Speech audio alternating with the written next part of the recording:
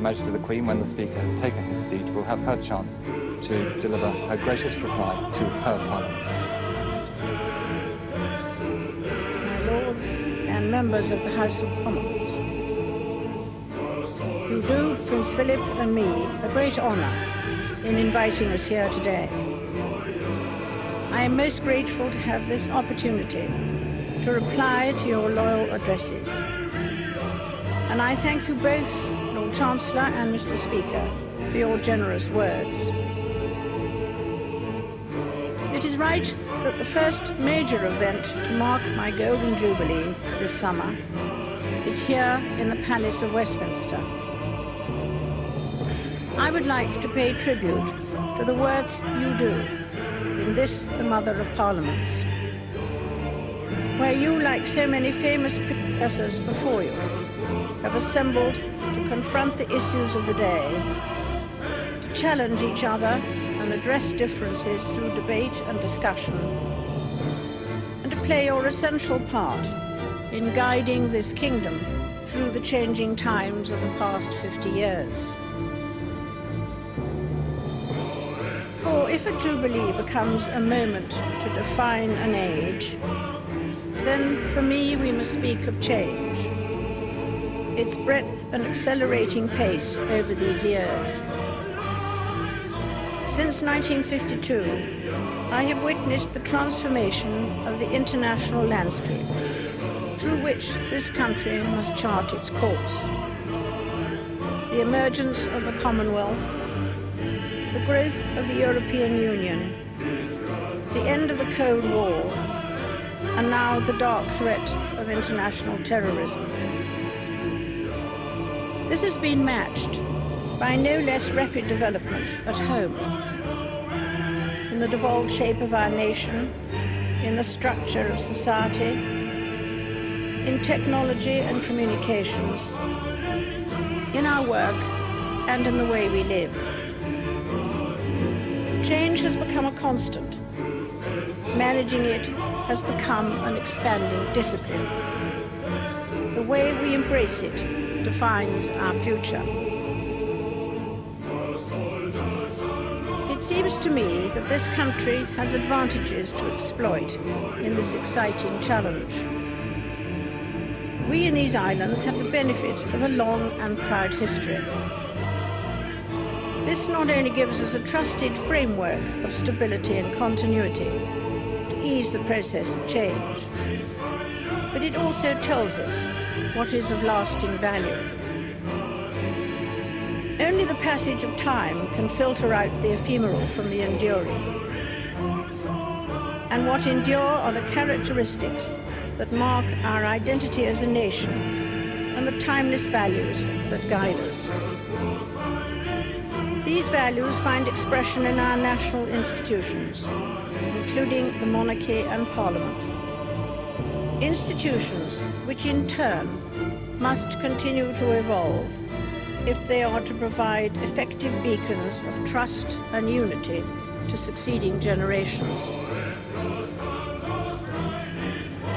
I believe that many of the traditional values etched across our history equip us well for this age of change. We are a moderate, pragmatic people, more comfortable with practice than theory. With an offshore seafaring tradition, we are outward-looking and open-minded, well suited by temperament and language to our shrinking world. We are inventive and creative.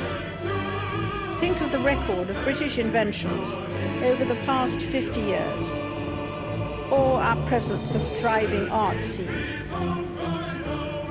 We also take pride in our tradition of fairness and tolerance. The consolidation of our richly multicultural and multi-faith society, a major development since 1952, is being achieved remarkably peacefully and with much goodwill.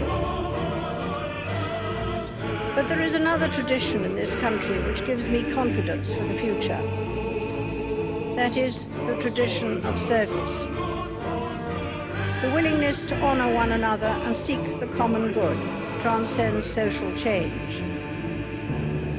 Over these 50 years on visits up and down this country, I have seen at first hand and met so many people who are dedicating themselves quietly and selflessly to the service of others. I would particularly pay tribute to the young men and women of our armed forces who give such professional service to this country, often in the most demanding and dangerous circumstances. They have my respect and admiration. I also wish to express my gratitude for the work of those in the public service more widely. Here in Westminster, the corridors of Whitehall and town halls, as well as in our hospitals and schools, in the police and emergency services. But I would especially like to thank those very many people who give their time voluntarily to help others. I am pleased the Jubilee is marked by the introduction of the People's Golden Award, a new annual award for voluntary service by groups in the community. I hope this will give added recognition to those whose generosity of time and energy in the service of others is such a remarkable tradition in our society.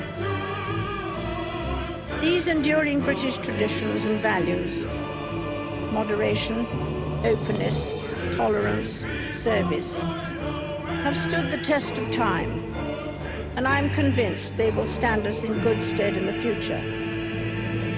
I hope that the Golden Jubilee will be an opportunity to recognize these values and to celebrate all we have achieved as a nation since 1952. For my part, as I travel the length and breadth of these islands over the coming weeks, I would like to thank people everywhere for the loyalty, support and inspiration you have given me over these 50 unforgettable years. I would like to express my pride in our past and my confidence in our future.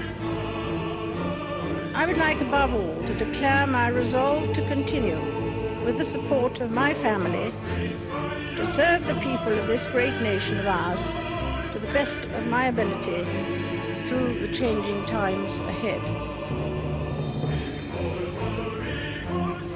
Her Majesty the Queen having once again declared her resolve to serve in the years to come, receiving the ovation of her Lords and Commons.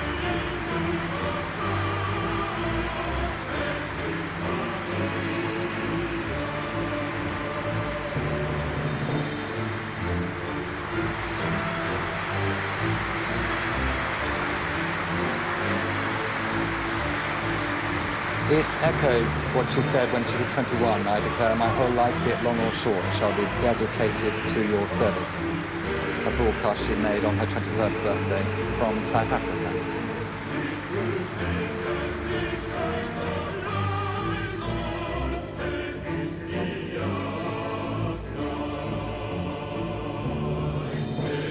And the Speaker, on behalf of the House of Commons, and the Lord Chancellor, on behalf of the House of Lords, now take copies of the gracious reply on behalf of their two houses, and they will be taken back and entered into the archives of both the Lords and the Commons.